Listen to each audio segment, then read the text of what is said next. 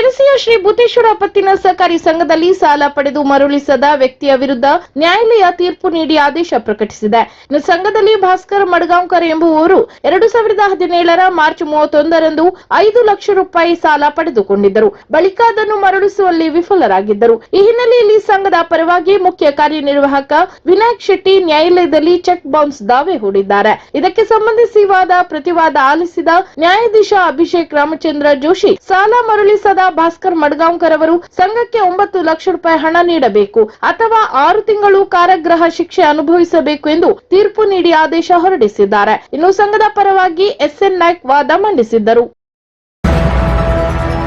ಸಾಂಸ್ಕೃತಿಕ ಕ್ಷೇತ್ರದಲ್ಲಿ ಅಸಾಧಾರಣ ಸಾಧನೆ ಮಾಡಿದ ಬಾಲ ಪ್ರತಿಭೆ ಭರತನಾಟ್ಯ ಕಲಾವಿದೆ ಉತ್ತರ ಕನ್ನಡ ಮೂಲದ ಶಮಾ ಭಾಗವತ್ ಅವರಿಗೆ ಚಿತ್ರದುರ್ಗದಲ್ಲಿ ಜಿಲ್ಲಾ ಮಟ್ಟದ ಅಸಾಧಾರಣ ಪ್ರತಿಭೆ ಪ್ರಶಸ್ತಿ ನೀಡಿ ಗೌರವಿಸಲಾಯಿತು. ಮಹಿಳಾ ಮತ್ತು ಮಕ್ಕಳ ಕಲ್ಯಾಣ ಇಲಾಖೆ ನೀಡುವ ಈ ಪ್ರಶಸ್ತಿಯನ್ನು 1ನೇ ಹೆಚ್ಚುವರಿ ಹಿರಿಯ ಸಿವಿಲ್ ನ್ಯಾಯಾಧೀಶೆ ಎಎಂ ಚೈತ್ರ ಪ್ರದಾನ ಮಾಡಿದರು. ಇನ್ನು ಇಲಾಖೆ ಉಪನಿರ್ದೇಶಕಿ ಭಾರತಿ ಬಣಕಾರ್, ಜಿಲ್ಲಾ ಅಂಗವಿಕಲ ಕಲ್ಯಾಣಾಧಿಕಾರಿ ವೈಶಾಲಿ ಮತ್ತು ಮುಂತಾದವರು ಈ ವೇಳೆ ಉಪಸ್ಥಿತರಿದ್ದರು. ಇನ್ನು ಬಾಲ ಪ್ರತಿಭೆ ಶಮಾ ಮಂಜುನಾಥ್ ಭಾಗವತ್ ಹಾಗೂ ಕಲಾವಿದೆ ಶ್ವೇತಾ ಭಟ್ ಇವರ ಪುತ್ರಿಯಾಗಿದ್ದು ಚಿತ್ರದುರ್ಗದ ವಿದ್ಯಾವಿಕಾಸ ಪ್ರೌಢಶಾಲೆಯಲ್ಲಿ 9ನೇ ತರಗತಿ ಓದುತ್ತಿದ್ದಾಳೆ. ಮಂಚಿಕೇರಿಯ ವಲಯ ಅರಣ್ಯಾಧಿಕಾರಿಗಳಾದ ಬಸವರಾಜ್ ಬೋಚಳ್ಳಿಯವರು ತಮ್ಮ ಮಗಳು ಲಾಸ್ಯ ಅವರ ಜನ್ಮ ದಿನವನ್ನು ಸಿದ್ದಾಪುರ ಮುಗುದೂರಿನ ಪುನೀತ್ ರಾಜ್ಕುಮಾರ್ ಆಶ್ರಯಧಾಮ ಅನಾಥಾಶ್ರಮದಲ್ಲಿ ಆಶ್ರಮವಾಸಿಗಳಿಗೆ ಹೊಸ ಬಟ್ಟೆ, ಸ್ಟೀಲ್ ಬಟ್ಟಲು, ಲೋಟ, ಆಹಾರ ನೀಡುವ ಮೂಲಕ ಅರ್ಥಪೂರ್ಣವಾಗಿ ಆಚರಿಸಿದ್ದಾರೆ. ಇನ್ನು ಮಾನವೀಯ ಮೌಲ್ಯಗಳನ್ನೇ ಮೈಗೂಡಿಸಿಕೊಂಡಿರುವ ದಕ್ಷ ಪ್ರಾಮಾಣಿಕ ಅಧಿಕಾರಿ ಯಲ್ಲಾಪುರ ತಾಲೂಕಿನ ಮಂಚಿಕೇರಿ ವಲಯ ಅರಣ್ಯಾಧಿಕಾರಿಗಳಾಗಿರುವ ಬಸವರಾಜ್ ಬೋಚಳ್ಳಿಯವರು ತಮ್ಮ ಮಗಳು ಲಾಸ್ಯ ಅವರ ಜನ್ಮದಿನವನ್ನು ತಮ್ಮ ಪತ್ನಿ ಚೈತನ್ಯ, ಮಕ್ಕಳು, ತಂದೆ ತಾಯಿ, ಬಂಧುಗಳು, ಸ್ನೇಹಿತರ ಜೊತೆ ಸೇರಿ ಸಿದ್ದಾಪುರ ತಾಲೂಕಿನ ಮುಗದೂರಿನಲ್ಲಿರುವ ಪುನೀತ್ ರಾಜ್ಕುಮಾರ್ ಆಶ್ರಯಧಾಮ ಅನಾಥಾಶ್ರಮದಲ್ಲಿ ವಿಶೇಷವಾಗಿ ಆಚರಿಸಿಕೊಂಡರು. ಇನ್ನು 72 ಜನ ಆಶ್ರಮವಾಸಿಗಳಿಗೆ ಹೊಸ ಬಟ್ಟೆ, ಉತ್ತಮ ಗುಣಮಟ್ಟದ ಸ್ಟೀಲ್ ಬಟ್ಟಲು, ಲೋಟ ಹಾಗೂ ಊಟದ ವ್ಯವಸ್ಥೆ ಮಾಡುವ ಮೂಲಕ ತಮ್ಮ ಪತ್ನಿ ಚೈತನ್ಯ, ಮಕ್ಕಳು, ತಮ್ಮ ತಂದೆ ತಾಯಿ, ಬಂಧುಗಳು, ಸ್ನೇಹಿತರ ಜೊತೆ ಸೇರಿ ಆಶ್ರಮಕ್ಕೆ ಆಗಮಿಸಿ ಆಶ್ರಮವಾಸಿಗಳ ಸಮ್ಮುಖದಲ್ಲಿ ಕೇಕ್ ಕತ್ತರಿಸಿ ಎಲ್ಲರಿಗೂ ಕೇಕ್ ಹಾಗೂ ಸಿಹಿ ಹಂಚಿ ಆಶ್ರಮವಾಸಿಗಳ ಜೊತೆ ಸಮಯ ಕಳೆಯುವ ಮೂಲಕ ತಮ್ಮ ಮಗಳ ಜನ್ಮ ದಿನವನ್ನು ಅರ್ಥಪೂರ್ಣವಾಗಿ ಆಚರಿಸಿದರು. ಈ ಸಂದರ್ಭದಲ್ಲಿ ಸಿದ್ದಾಪುರ ವಲಯ ಅರಣ್ಯಾಧಿಕಾರಿ ವಿಜಯ್ ಕುಮಾರ್ ಎಂಎಸ್ ಹಾಗೂ ವಾಲ್ಮೀಕಿ ಗ್ಯಾಸ್ ಏಜೆನ್ಸಿ ಮುಖ್ಯಸ್ಥರಾದ ಮಂಜುನಾಥ್ ವಾಲ್ಮೀಕಿ, ಆಶ್ರಮದ ಮುಖ್ಯಸ್ಥರಾದ ನಾಗರಾಜ್ ನಾಯ್ಕ್ ಮತ್ತು ಮಮತಾ ನಾಯ್ಕ್ ದಂಪತಿಗಳು ಸೇರಿದಂತೆ ಇತರರು ಉಪಸ್ಥಿತರಿದ್ದರು. ಇನ್ನು ಇಂದಿನ ದಿನಮಾನಗಳಲ್ಲಿ ಮೋಜು ಮಸ್ತಿ ಮಾಡಿ ಅಥವಾ ಲಕ್ಷಾಂತರ ರೂಪಾಯಿ ದುಂದು ವೆಚ್ಚ ಮಾಡಿ ಜನ್ಮದಿನಗಳನ್ನು ಆಚರಿಸಿಕೊಳ್ಳುವ ಜನರ ಮಧ್ಯೆ ಅನಾಥಾಶ್ರಮಕ್ಕೆ ಸಹಾಯ ನೀಡಿ ಆಶ್ರಮವಾಸಿಗಳ ಜೊತೆ ತಮ್ಮ ಮಗಳ ಜನ್ಮದಿನವನ್ನು ಆಚರಿಸಿ ಜನ್ಮದಿನವನ್ನು ಅರ್ಥಪೂರ್ಣವಾಗಿಸಿದ ಬಸವರಾಜ್ ಬೋಚಳ್ಳಿಯವರ ಕಾರ್ಯ ಎಲ್ಲರೂ ಅನುಸರಿಸಿದರೆ ಅನಾಥ ನೊಂದ ಜೀವಗಳಿಗೆ ಸಂತಸ ನೀಡುವ ಜೊತೆಗೆ ಸಮಾಜದಲ್ಲಿ ಮನುಷ್ಯತ್ವ, ಮಾನವೀಯತೆ ಜೀವಂತವಾಗಿರಿಸಬಹುದು ಎಂದು ಆಶ್ರಮದ ಮುಖ್ಯಸ್ಥರಾದ ನಾಗರಾಜ್ ನಾಯ್ಕ್ ಅಭಿಪ್ರಾಯ ವ್ಯಕ್ತಪಡಿಸಿದರು. ಹಾಗೂ ಆಶ್ರಮದಲ್ಲಿ ತಮ್ಮ ಮಗಳ ಜನ್ಮ ದಿನವನ್ನು ಆಚರಿಸಿದ ಬಸವರಾಜ್ ಬೋಚಳ್ಳಿ ಅವರಿಗೆ ಆಶ್ರಮವಾಸಿಗಳ ಪರವಾಗಿ ಡಾಕ್ಟರ್ ನಾಗರಾಜ್ ನಾಯ್ಕ್ ಹಾಗೂ ಮಮತಾ ನಾಯ್ಕ್ ದಂಪತಿಗಳು ಅಭಿನಂದನೆಗಳನ್ನು ತಿಳಿಸಿದರು. ಜಿಲ್ಲೆಯ ಭಟ್ಕಳದಿಂದ ಕಾರವಾರದ ಗಡಿಭಾಗದವರೆಗೆ ನಡೆದಿರುವ ರಾಷ್ಟ್ರೀಯ ಹೆದ್ದಾರಿ ಕಾಮಗಾರಿಯ ಪ್ರಗತಿ ಕುರಿತು 10 ದಿನದಲ್ಲಿ ವರದಿ ನೀಡುವಂತೆ ಜಿಲ್ಲಾಧಿಕಾರಿಗೆ ಸಚಿವ ಮಂಕಾಳು ಎಸ್ ವೈದ್ಯ ಸೂಚನೆ ನೀಡಿದರು. ಸೋಮವಾರದಂದು ಜಿಲ್ಲಾ ಪಂಚಾಯತ್ ಸಭಾಂಗಣದಲ್ಲಿ ನಡೆದ ಜಿಲ್ಲಾ ಮಟ್ಟದ ತ್ರೈಮಾಸಿಕ ಕೆಡಿಪಿ ಪ್ರಗತಿ ಪರಿಶೀಲನಾ ಸಭೆಯಲ್ಲಿ ಅವರು ಈ ಕುರಿತು ಮಾತನಾಡಿದರು. ಇನ್ನು ಜಿಲ್ಲೆಯಲ್ಲಿ ರಾಷ್ಟ್ರೀಯ ಹೆದ್ದಾರಿ ಕಾಮಗಾರಿ ಆರಂಭಗೊಂಡ ನಂತರ ಅಸಮರ್ಪಕ ಕಾಮಗಾರಿಯಿಂದ 260ಕ್ಕೂ ಅಧಿಕ ಜನ ಪ್ರಾಣ ಕಳೆದುಕೊಂಡಿದ್ದಾರೆ. ರಾಷ್ಟ್ರೀಯ ಹೆದ್ದಾರಿ ಕಾಮಗಾರಿ ವಹಿಸಿಕೊಂಡಿರುವ ಕಂಪನಿ ಅಧಿಕಾರಿಗಳು ಜನರ ಜೀವದ ಬಗ್ಗೆ ನಿರ್ಲಕ್ಷ್ಯ ವಹಿಸಿದ್ದು ಇದುವರೆಗೂ ಸಂಪೂರ್ಣ ಕಾಮಗಾರಿ ಪೂರ್ಣಗೊಳಿಸಿಲ್ಲ. ಕಾಮಗಾರಿ ಗುತ್ತಿಗೆ ಪಡೆದ ಕಂಪನಿಯವರ ನಿರ್ಲಕ್ಷ್ಯ ಧೋರಣೆಯಿಂದಾಗಿ ಪ್ರಾಣ ಕಳೆದುಕೊಂಡ ಕುಟುಂಬದವರಿಗೆ ಯಾವುದೇ ಸಾಂತ್ವನ ಪರಿಹಾರ ನೀಡುವ ಸೌಜನ್ಯವೂ ಇಲ್ಲದ ಕಂಪನಿಯವರು ಜಿಲ್ಲಾಡಳಿತದ ವತಿಯಿಂದ ಯಾವುದೇ ಅನುಮತಿ ಪಡೆಯದೆ ರಸ್ತೆ ನಿರ್ಬಂಧ ಮಾಡಿರುವುದಕ್ಕೆ ತೀವ್ರ ಆಕ್ರೋಶ ವ್ಯಕ್ತಪಡಿಸಿದರು. ಅಲ್ಲದೆ ಅತಿ ಶೀಘ್ರದಲ್ಲಿ ಕಾಮಗಾರಿ ಪೂರ್ಣಗೊಳಿಸದೇ ಇದ್ದಲ್ಲಿ ನೀಡಿರುವ ಅನುಮತಿಗಳನ್ನು ರದ್ದುಗೊಳಿಸುವಂತೆ ಸೂಚನೆ ನೀಡಿದರು. ಜಿಲ್ಲೆಯಲ್ಲಿ ಯಾವುದೇ ಅಂಗನವಾಡಿಗಳು ಬಾಡಿಗೆ ಕಟ್ಟಡದಲ್ಲಿ ಕಾರ್ಯನಿರ್ವಹಿಸುತ್ತಿಲ್ಲ ಕಾರ್ಯನಿರ್ವಹಿಸದಂತೆ ಸೂಚಿಸಿದ ಅವರು ಈ ವರ್ಷ ಎಲ್ಲ ಅಂಗನವಾಡಿಗಳು ಸ್ವಂತ ಕಟ್ಟಡದಲ್ಲಿ ಕಾರ್ಯನಿರ್ವಹಿಸುವಂತೆ ಅಗತ್ಯ ಕ್ರಮ ಕೈಗೊಳ್ಳುವಂತೆ ಹಾಗೂ ಜಿಲ್ಲೆಯ ಎಲ್ಲಾ ಶಾಲೆಗಳು ಅಂಗನವಾಡಿ ಸೇಫ್ಟಿ ಆಡಿಟ್ ನಡೆಸುವಂತೆ ಅಧಿಕಾರಿಗಳಿಗೆ ಸೂಚನೆ ನೀಡಿದರು. ಇನ್ನು ಎಸ್ಎಸ್ಎಲ್ಸಿ ಫಲಿತಾಂಶದಲ್ಲಿ ಜಿಲ್ಲೆಯು ಪ್ರಥಮ ಸ್ಥಾನ ಪಡೆಯಲು ವಿಶೇಷ ತರಗತಿ ಸೇರಿದಂತೆ ವಿವಿಧ ಪಠ್ಯ ಚಟುವಟಿಕೆಗಳ ಮೂಲಕ ವಿದ್ಯಾರ್ಥಿಗಳಿಗೆ ಗುಣಮಟ್ಟದ ಶಿಕ್ಷಣ ಒದಗಿಸಬೇಕು ಹಾಗೂ ನಿರಂತರವಾಗಿ ಶಾಲೆಗಳಲ್ಲಿ ಮೊಟ್ಟೆ ವಿತರಣೆಯಲ್ಲಿ ಕೊರತೆ ಆಗದಂತೆ ಎಚ್ಚರಿಕೆ ವಹಿಸಬೇಕು ಎಂದರು. ಅಂತೆಯೇ ಜಿಲ್ಲಾ ವೈದ್ಯಕೀಯ ಆಸ್ಪತ್ರೆಯಲ್ಲಿ ಆಂಬ್ಯುಲೆನ್ಸ್ ಸೇವೆ ಸಮರ್ಪಕವಾಗಿರುವಂತೆ ನೋಡಿಕೊಳ್ಳಬೇಕು. ರಾಷ್ಟ್ರೀಯ ಹೆದ್ದಾರಿಯಿಂದ ಆಸ್ಪತ್ರೆಗೆ ಆಂಬ್ಯುಲೆನ್ಸ್ ಸಂಚಾರಕ್ಕೆ ಅನುಕೂಲ ಆಗುವಂತೆ ನೇರ ರಸ್ತೆ ಸಂಪರ್ಕ ಕಲ್ಪಿಸುವಂತೆ ಮತ್ತು ಎಲ್ಲಾ ಆಂಬ್ಯುಲೆನ್ಸ್ಗಳು ಸುಸ್ಥಿತಿಯಲ್ಲಿರುವಂತೆಯೂ ನೋಡಿಕೊಳ್ಳಬೇಕು ಎಂದರು. ಇನ್ನು ರಾಷ್ಟ್ರೀಕೃತ ಬ್ಯಾಂಕ್ಗಳು ಹೆಚ್ಚಿನ ಸಂಖ್ಯೆಯಲ್ಲಿ ಸಾಲ ವಿತರಿಸಿದರೆ ಸಾರ್ವಜನಿಕರು ಮೈಕ್ರೋ ಫೈನಾನ್ಸ್ ಹಾವಳಿ ಒಳಗಾಗುವುದನ್ನು ತಪ್ಪಿಸಲು ಸಾಧ್ಯ. ಆದ್ದರಿಂದ ಬ್ಯಾಂಕುಗಳಲ್ಲಿ ಸಣ್ಣ ಪುಟ್ಟ ಕಾರಣಗಳಿಗೆ ಸಾಲದ ಅರ್ಜಿಗಳನ್ನು ತಿರಸ್ಕರಿಸದಂತೆ ಸೂಚನೆ ನೀಡುವಂತೆ ಲೀಡ್ ಬ್ಯಾಂಕ್ ಅಧಿಕಾರಿಗಳಿಗೆ ನಿರ್ದೇಶನ ನೀಡಿದರು. ಅಲ್ಲದೆ ಹಳೆ ಅರಣ್ಯ ಅತಿಕ್ರಮಣದಾರರಿಗೆ ಯಾವುದೇ ತೊಂದರೆ ನೀಡದಂತೆ ಅರಣ್ಯ ಇಲಾಖೆ ಅಧಿಕಾರಿಗಳಿಗೆ ಸೂಚಿಸಿದ ಸಚಿವರು ಹೊಸ ಅತಿಕ್ರಮಣ ಮಾಡಲು ಅವಕಾಶ ನೀಡದೆ ಎಚ್ಚರಿಕೆ ವಹಿಸುವಂತೆ ಮತ್ತು ಶಾಲೆ, ರಸ್ತೆ, ಅಂಗನವಾಡಿ, ಕುಡಿಯುವ ನೀರು ಸರಬರಾಜು ಕಾಮಗಾರಿ ಹಾಗೂ ವಿದ್ಯುತ್ ಸಂಪರ್ಕ ಕಾಮಗಾರಿಗಳಿಗೆ ಅಡಚಣೆ ಆಗದಂತೆ ಅರಣ್ಯ ಇಲಾಖೆ ಅಧಿಕಾರಿಗಳಿಗೆ ತಿಳಿಸಿದರು. ಇನ್ನು ಸಭೆಯಲ್ಲಿ ಕರ್ನಾಟಕ ರಾಜ್ಯ ಮಾರ್ಕೆಟಿಂಗ್ ಕನ್ಸಲ್ಟೆಂಟ್ ಅಂಡ್ ಏಜೆನ್ಸಿ ಅಧ್ಯಕ್ಷ ಹಾಗೂ ಕಾರವಾರ ಅಂಕೋಲ ಕ್ಷೇತ್ರದ ಶಾಸಕ ಸತೀಶ್ ಸೇಲ್, ಶಾಸಕರಾದ ಭೀಮಣ್ಣ ನಾಯ್ಕ್, ದಿನಕರ್ ಶೆಟ್ಟಿ, ವಿಧಾನ ಪರಿಷತ್ ಸದಸ್ಯ ಗಣಪತಿ ಉಳಿವೇಕರ್, ಜಿಲ್ಲಾಧಿಕಾರಿ ಕೆ ಲಕ್ಷ್ಮೀಪ್ರಿಯಾ, ಜಿಲ್ಲಾ ಪಂಚಾಯತ್ ಮುಖ್ಯ ಕಾರ್ಯನಿರ್ವಹಣಾಧಿಕಾರಿ ಈಶ್ವರ್ ಕುಮಾರ್ ಕಾಂದು, ಜಿಲ್ಲಾ ಪೊಲೀಸ್ ವರಿಷ್ಠಾಧಿಕಾರಿ ನಾರಾಯಣ ಎಂ, ಅಪರ ಜಿಲ್ಲಾಧಿಕಾರಿ ಸಾಜಿದ್ ಮುಲ್ಲಾ, ಉಪವಿಭಾಗಾಧಿಕಾರಿಗಳು ಹಾಗೂ ಜಿಲ್ಲಾ ಮಟ್ಟದ ವಿವಿಧ ಇಲಾಖಾಧಿಕಾರಿಗಳು ಉಪಸ್ಥಿತರಿದ್ದರು.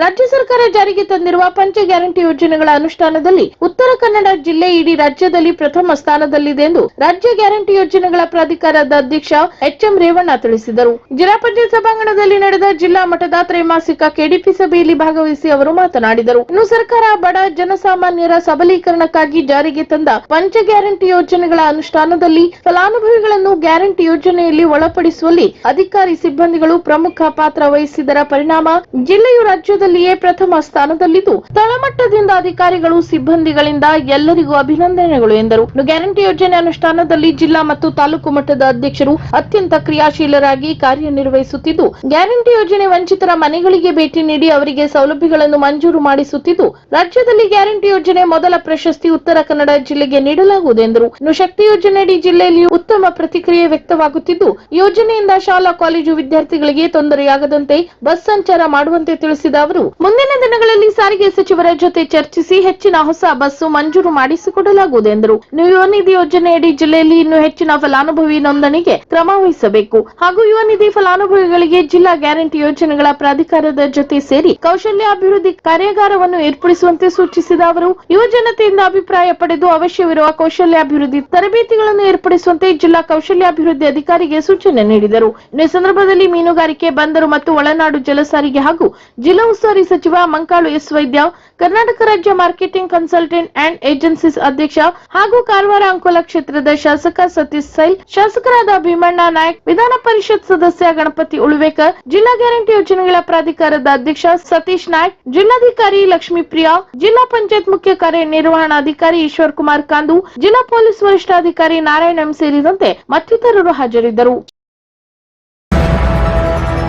ಶಿರಸಿ ತಾಲೂಕಿನ ಗುಡ್ನಾಪುರ ಗ್ರಾಮ ಪಂಚಾಯತ್ ವ್ಯಾಪ್ತಿಯ ನವಣಗಿರಿ ಗ್ರಾಮದ ಮುಂಡಗೇಹಳ್ಳಿ ನಿವಾಸಿಗಳಾದ ಗಾಯತ್ರಿ ಶ್ರೀಧರ್ ಗೌಡರ್ ದಂಪತಿಗಳ ಪುತ್ರ ಮದನ್ ಅವರು ಪಂಚವಟಿ ಮಳಗಿ ಕೇಂದ್ರೀಯ ನವೋದಯ ವಿದ್ಯಾಲಯ ಪ್ರಾಂಶುಪಾಲರಾದ ಅಶೋಕನ್ ಎಂಎನ್, ಉಪ ಪ್ರಾಂಶುಪಾಲ Raghavan KP, PT sir Suresh Kesari ಇವರ ಸಹಕಾರದಿಂದ ಕಿರಿಯ ವಿಭಾಗದಲ್ಲಿ ರಾಷ್ಟ್ರೀಯ ಮಟ್ಟದಲ್ಲಿ ವಾಲಿಬಾಲ್ ಪಂದ್ಯಾವಳಿ ಆಟ ಆಡಿದ್ದಕ್ಕೆ ನವಣಗಿರಿ ಗೆಳೆಯರ ಬಳಗದ ವತಿಯಿಂದ ಹಾಗೂ ಊರಿನ ಗ್ರಾಮಸ್ಥರಿಂದ ಮದನ್ ಶ್ರೀಧರ್ ಗೌಡ ಅವರಿಗೆ ಸನ್ಮಾನ ಕಾರ್ಯಕ್ರಮ ನೆರವೇರಿಸಲಾಯಿತು.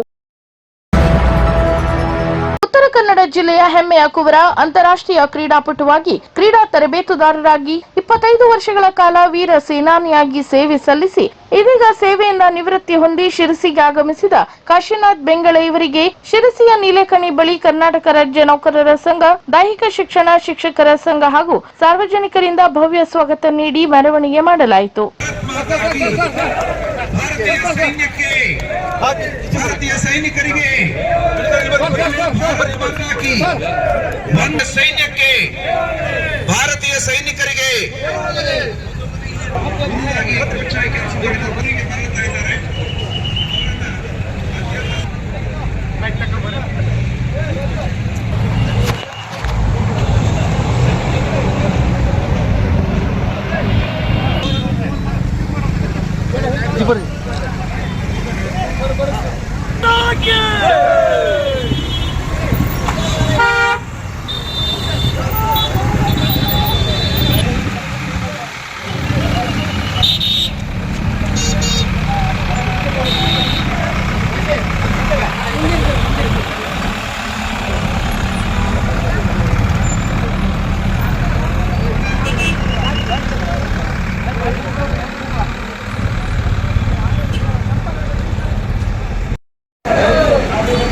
ಭಾರತ್ ಮಾತಾ ಕಿ ಭಾರತೀಯ ಸೈನ್ಯಕ್ಕೆ ಭಾರತದ ಸೈನಿಕರಿಗೆ ನಮ್ಮೆಲ್ಲರ ಪ್ರೀತಿಯ ಕಾಶಿನಾಥ್ ನಾಯ್ಕರವರಿಗೆ ಬೋಲೋ ಭಾರತ್ ಮಾತಾ ಕಿ